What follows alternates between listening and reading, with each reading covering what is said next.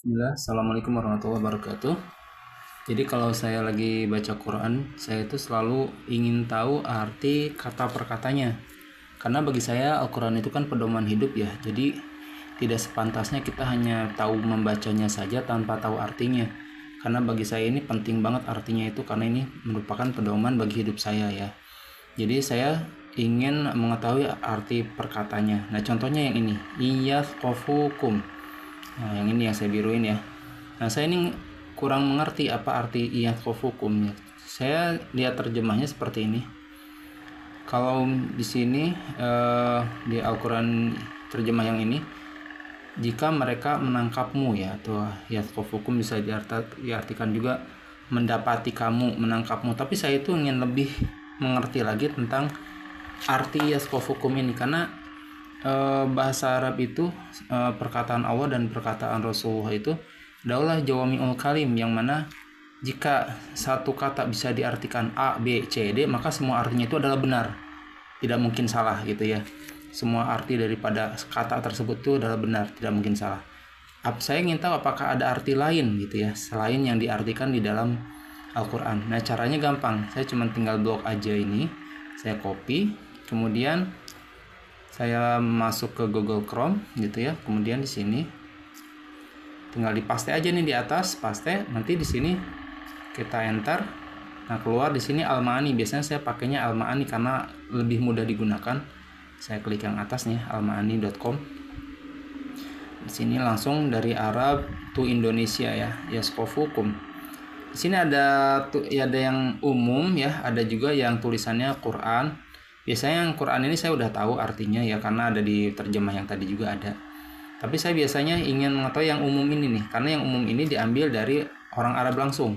Kalau yang Quran biasanya Al-Ma'ani mengambil dari Al-Quran Indonesia yang sudah terjemahkan. Nah, jadi itu sama dengan yang terjemahannya di bahasa Indonesia yang di dalam Quran.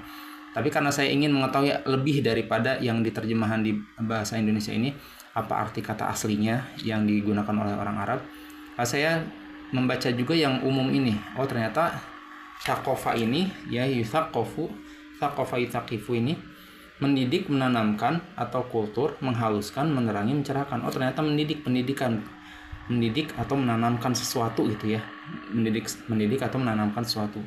Kita lihat juga yang di bawahnya ini, yang mana ya, yang ada tulisan umum ini ya, muthaqif ya, yang terdidik, yang berbudaya, yang terlatih. Berarti dididik, dilatih gitu. Berarti ini bisa diartikan juga dilatih atau dididik gitu ya, yang tadi ayat tadi. Dan itu artinya benar juga, karena Al-Quran itu jawami'ul kalim juga, sama dengan perkataan Rasulullah. Iyyakofukum berarti artinya jika mereka, yaitu non muslim ini atau orang-orang kafir ini, mendidik kamu itu ya, jika mereka itu bisa diartikan menangkap kamu, mendapati kamu, atau kalau misalkan jika mereka menangkapmu, niscaya mereka bertindak sebagai musuh. Nah, pasti kan ini di sini saya rada bingungnya, karena yang namanya kalau misalkan musuh pasti menangkap kita ya pasti sebagai musuh ya gitu ya. Dan jadi kan nggak usah diperjelas gitu ya kalau misalkan seperti itu. Makanya di sini saya pengen tahu arti yang lainnya apa. Oh ternyata arti yang lainnya adalah jika mereka mendidik kita, misalkan kita sebagai muridnya gitu ya, mereka mendidik kita, atau kita taruhlah didikte sama mereka, kita sebagai bangsa yang dijajah, mereka yang menjajah misalkan, itu juga sama iyyaskofukum ya. Jadi kan mereka mendidik kita, mendikte kita, didikte kita gitu ya. Yakunu lakum, mereka akan mendikte kita sebagai Anda, sebagai musuh, bukan sebagai kawan, bukan sebagai seorang yang dikasihi, bukan sebagai murid yang disayangi, bukan. Itu menurut Allah ya di dalam Al-Quran ini gitu ya. Wa yabsutu ilaikum aydiyahum, dan mereka akan melemparkan kepada kita aydiyahum, tangan-tangan mereka dan mulut-mulut mereka, dengan perkataan dan perbuatan yang bisu, wa waddu law takfurun, dan mereka ingin agar kita kembali menjadi kufur gitu. Dan ini saya ingat banget waktu saya kelas 3 SD ya, masih kecil banget ya. Waktu itu kan saya miskin, nggak bisa beli sesuatu yang ditugaskan oleh guru ya. Kebetulan gurunya non muslim ya, perempuan non muslim, dan dia sudah tua ya. Dia sudah tua, yang seharusnya kalau semakin tua semakin bijaksana ya. Jadi saat itu beliau menyuruh murid-muridnya, diantaranya saya, untuk membawa kacang hijau yang nanti akan dijadikan praktek untuk ditempelkan ke sebuah gambar buah apa gitu ya, buah apel atau apa gitu ya. Nah kemudian saya minta orang tua, minta ibu saya untuk menyediakan biji kacang hijau ini.